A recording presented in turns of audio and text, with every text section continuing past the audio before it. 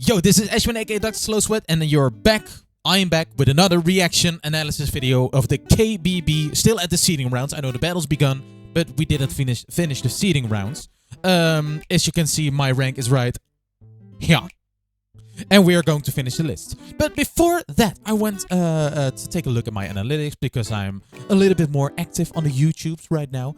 And I saw this, the watch time of my subscribers. So 80% of you are watching my videos but aren't subscribed, and that's completely fine. But if you really want to support me, hit that subscribe button. You're here anyway.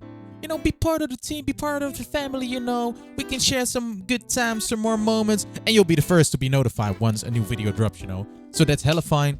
Subscribe, be part of the 21%, be part of the top, you know.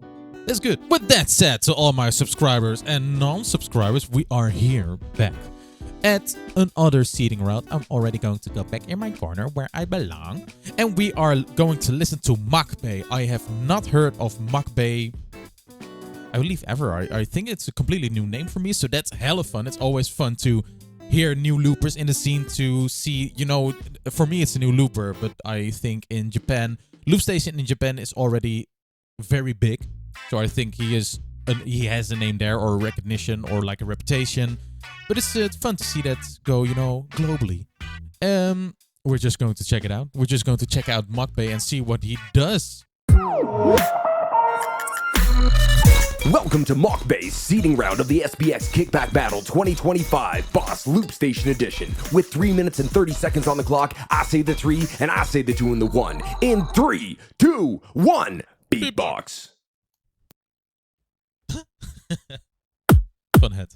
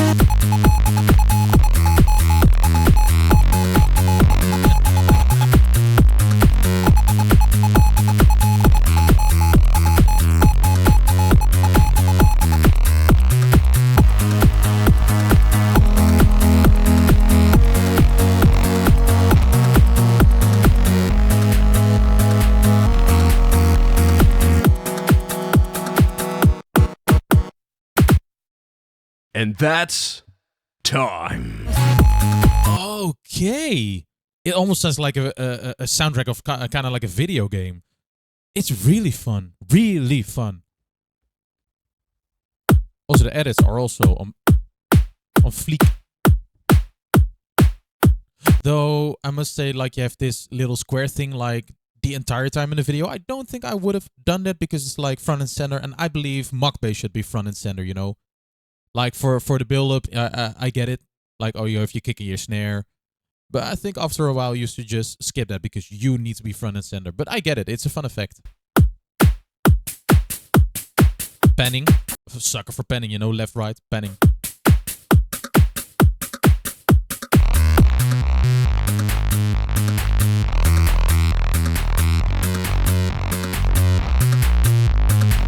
I really like what he's doing there. You know, when you have like a bass guitar, you can like octave, like do do do do do do do do do. It's hard to do like an octave flip in your voice. Do do do do. It's like the same note, but like an octave up, like a whole roster up. Like a funky bass, and he's doing that right now, and I really like it, especially with like the walking down, the do do do do do do do do. It's really fun, funky.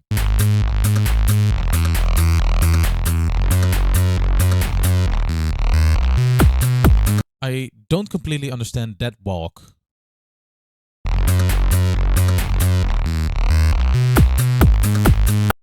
Duh, duh, duh, duh. I believe that's it. I think so. Then it okay. Like when basses get too low, it loses the tone a little bit and gives more texture. Like you can really hear the grittiness, but the lower you get, the harder it is to really hear the clean notes. And especially with like a run like this, the notes are less recognizable. So that can be a little bit difficult to hear, but you know, if you listen, you can get it. Yeah. I also really like his hat. Love the hat.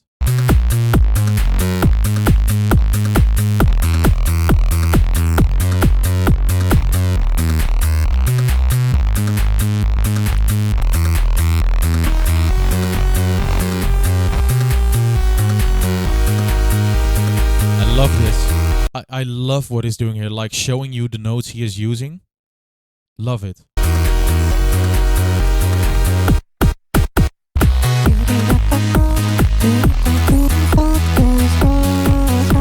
And like it's in the beginning, it sounds really whack, like, yo, what is he doing? But I think he records the note and then reverses it. So then it makes sense because you have like your bass note. It's like a root note that's supposed to go with a chord. But if you flip it like, if you do it chronologically, you have your first bass note with your first chord, second bass note with your second chord, third bass note with your third chord. But if you flip it, like if you reverse it, he is starting the chords at the 4 because it goes backwards, you know. He's starting at the 4 with the bass note of the 1. And that can sound really weird, you know. Then you go to the third chord with the second bass note, also sounds weird. Second chord with the third bass note. So, and when you reverse that, you flip it. Then you record your 4, but when you reverse it, your 4 becomes your 1. So then you recorded your 4th note, but then it becomes the 1 with the 1 bass note, and then it makes sense, you know. I'm a fan of that, you know, to keep your audience like, yo, what is going on? I don't get it. Not like a silent record. It's different than a silent record. Silent record is you record it, you don't hear anything, and bam, there it is. And you're like, oh, I'm surprised because I didn't hear that. But this kind of looping, you hear it, but it doesn't make sense to you yet. Like, yo, what is he doing? I hear what he's doing, but it doesn't make sense. And when it resolves in the end, like, oh, that is what he was doing. I like that way more than silent recording. Me, myself, personally. Like, it also gives you, like, first, it gives you something new to listen to. I explained with, I believe it was with Red Frost, where he had, like, a Jubilee sound, and it was silent recording, but you didn't hear anything. You just hear the Jubilee sound, you know. It's like, something is coming, but I don't know what. Here, he's recording something. You can hear what it is, but you don't understand it yet. But you hear, like, hey, there is something happening in the meantime. And when it resolves, then it's like, oh, that is what he is doing. And I personally, I feel that is a next level in musicality. To create something, to put it in your track for people and audience to listen to, but willingly using it, even though the audience doesn't understand it. And I really like that when something resolves like that. Like, there it is. And personally, I like that surprise factor way more than the surprise factor of like a silent record. A lot of chords are used.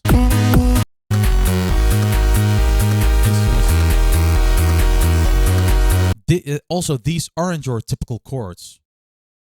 And that's also really fun. Like you see 6s, 7s, 9s and everything. You see these hashtags. You see the moles. I'll get into that in a second. Wait a sec. Though, you know, as I stated before, like I'm not really a theoretical musician. A lot of chords I probably won't know. But I do know like the basic principle of it.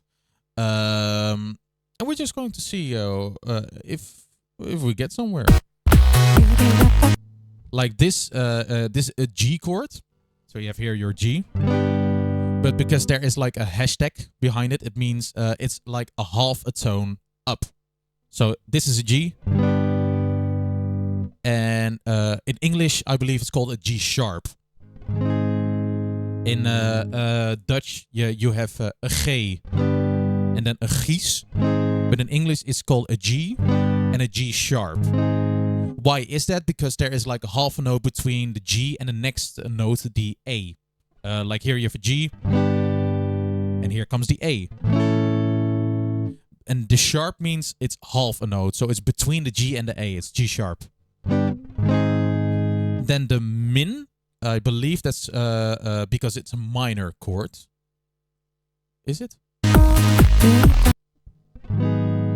Yeah, it's a minor chord. I believe the M is for the minor because you have major chord. It's all fun. Yeah, life is good. And then a minor. I hate my life. Fuck everything. Major. Happy. Minor. Sad. That's how I always remember it. Major is fun. Minor is sad.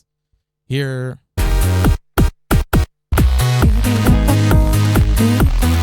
Your E. Correct. Here, that's the other part. I don't know how to say that in English. Is that a G flat? The hashtag, the G sharp, means it's a half a note up. And I don't know if this is called a G flat, but that means like a half note down. Wait, I'm going to Google this. Wait a second. Yeah, it's called a G flat. Yeah, so you have like your G. G sharp is half a note up. Back to G. And half a note down. G flat. You can also say from F to F sharp. But if it's in like the key of G or something, you would say a G flat. And there are a lot of chords right there. Oi, oi, oi. Here, B, like I said, you have minor chords, you have major chords. Here it says B major. That's the major. And then 7 means the 7th note of the scale in the chord. There. Like for instance, if you have E. Or like a C. That's easier. You have C. A chord is based on 3 notes. 1, 2, 3. 1, 2, 3. That makes like a chord. If you have like a 7, that means you put the 7th note in the chord. In a C, it's like that. So if 1, 2, 1, 2, 3 with the 7th note. So you actually have 4 notes in the chord. That's what a 7 means. Oh, like this is where my theory is going to stop. Oh, these are hard chords. It's like an E, but flat, E flat. So this is an E flat minor with a B flat in the bass. I don't know what a B flat is. Like that, like you have the chords of the E flat minor with a B flat in the bass. So normally you'd say there is an E flat in the bass because that's the root note, but then there's a B flat in the bass. I don't know what that is on the guitar. Like these are hard chords for me to figure out. There you have aces. Like also here, like you have aces 2-7. That's the second note and the seventh note in the chord. I don't know what the sus means. Like normally, if I play like chords like these, I try to find easier chords to play. For instance, just an A flat. But this does show that Mokbay really has some musical knowledge, because these are not your typical chords to use. Or maybe it's like an accident that he made those chords because it sounds good and he's really good at hearing. And then after looking it up, it's like, oh, these are the chords that are supposed to go with it. But that would be a stretch. My mind goes, he has a lot of knowledge about music, I'd say. I don't know what this swoosh is. Swoosh. But it looks cool.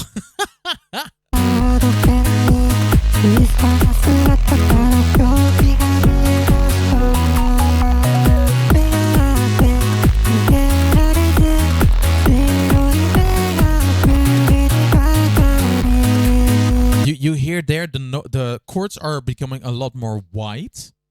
Like I'm going to put my guitar away, by the way. Like the chords are becoming a lot wider, I would say, because the sixth note is being added. And you can really see like a lot of notes in the chords are being added. Okay, can you?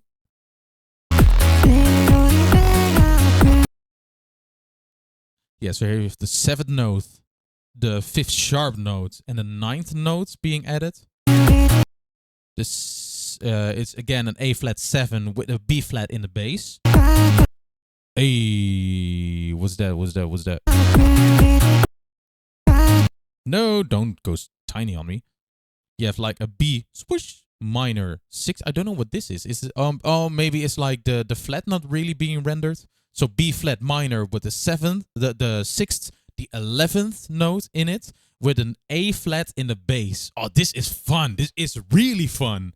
Hell, I like it when people when people use like really complex chords and complex chord progression. It really shows your knowledge of the music. I don't think this is by accident. Like, oh, I'm going to use these chords and I'll figure it out later. I really think he really knew what he was doing, and I really like that. So yeah, you see the 6 9s. That means those notes are being added. Minor. And also when there is not like a minor or major behind the chord, it just means it's a major chord. Also like that he's putting the lyrics right here. This is also cool, like for a musician to put out, because you know, like I play guitar, I can play along with this. If you're a singer, you can sing along to this. It's fun. It's really fun.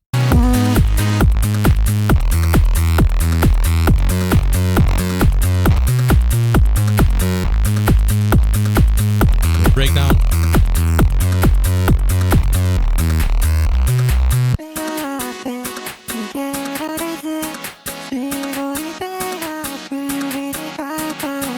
There he's singing with the auto-tune.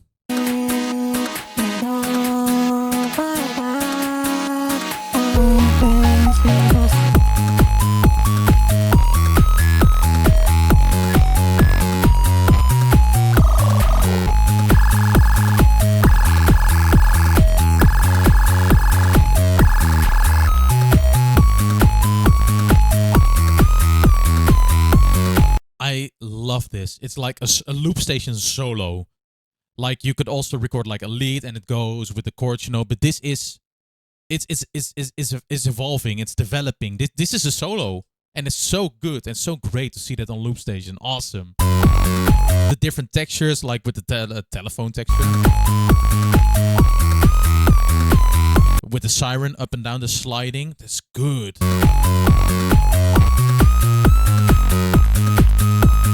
I also love that. It's like fading it.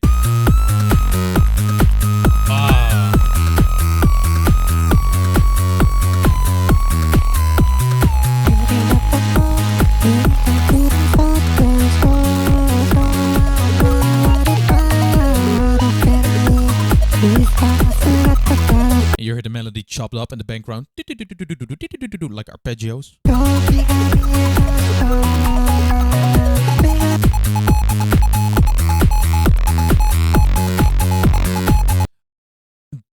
This looks like Morse code, like dot dot dot dot dot dot line dot dot dot line dot dot. What does this say? I want to know if this actually says something, but if it does, and he uses Morse code into his track, it's so well thought out. It's insane. So, dot dot dot dot dot dot line dot dot dot line dot dot. No way. No way. It actually meant something. It's hello world. I think the kickback logo is blocking the other. I think there's supposed to be a D behind, so it says hello world. That's insane. That's absolutely insane.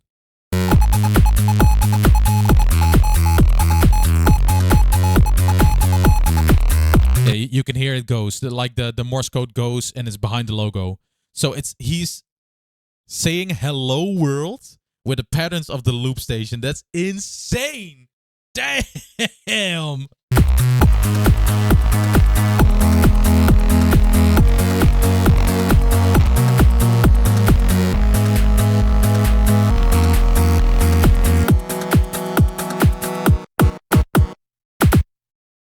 And that's time. It's so well thought out. It's insane. Like you have some of these if you look at a movie, you have your typical I would say like a romantic comedy. You know, you have a beginning, you have the middle, you have the end. All good and good. Everyone likes it very well. Then you have those movies that you have that you can watch like multiple times because each time you see something different. One of my favorite directors is Ari Aster. He is like a horror movie director.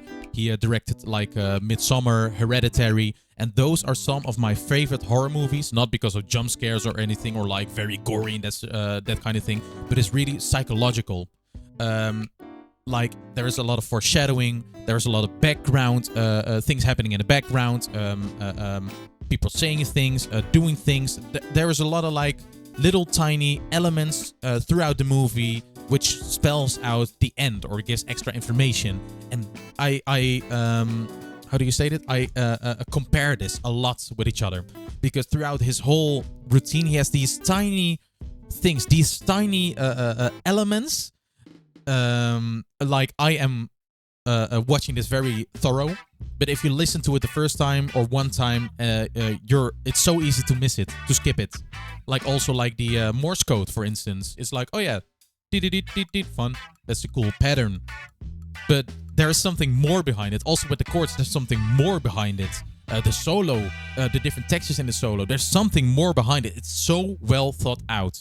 And that's something for me that's really stands out. I also like to really have a message, to really think about my music. Not all the time, because there you also have some, you know, easy tracks, as I'd say them.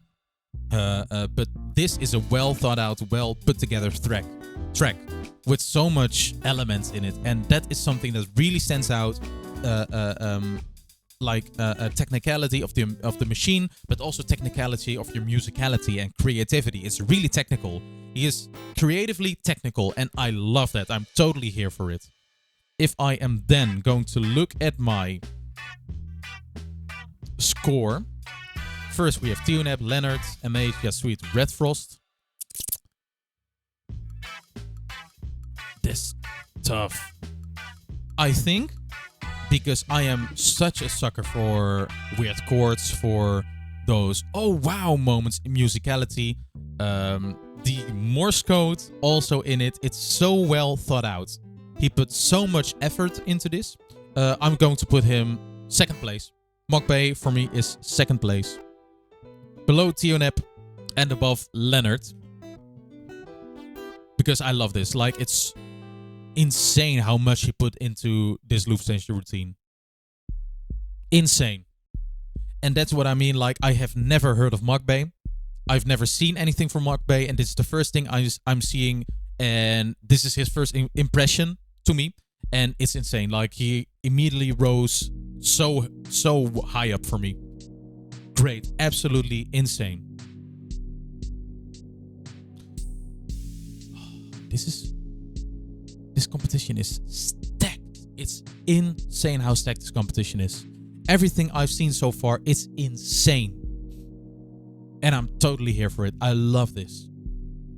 And I hope it's really fun to also dive into musicality with the guitar and the notes and the scales and the chord stuff and everything. I want to do more than just LOOPSTATION. As I said in the first video, I don't want to gatekeep information. I just want to share everything I know, everything I don't know also. But if you want to learn that, there are really people who specialize in that kind of thing on the internet. Look at guitar tutorials, look at music tutorials, LOOPSTATION tutorials. But if you really want to go in depth, I'd recommend look for it. You know, very specialized. I am more of like an all-round. You know, I know from a lot of things like a bit, but not really the deep dive. You know, take for instance the chords. Like, I do know a lot about chords, but if you really go technical, I am not your guy. You need to go somewhere else if you really want to learn that. But I can give you the basics. I can give you some tips or how to look at it, you know. And I love doing that. And if you love seeing this, you know, don't forget to subscribe to 80%. So do that. And the 20% who is here, welcome. And I hope you really enjoy. I hope you learn something, perhaps. I hope you enjoyed the reaction and my thoughts. I think there is going to be a lot of editing in the video because we are 33 minutes in. Again, a lot of yapping. But I am here for it. My name is Ashwin, aka Dr. Slowsweat, and I will see you in the next video. Peace.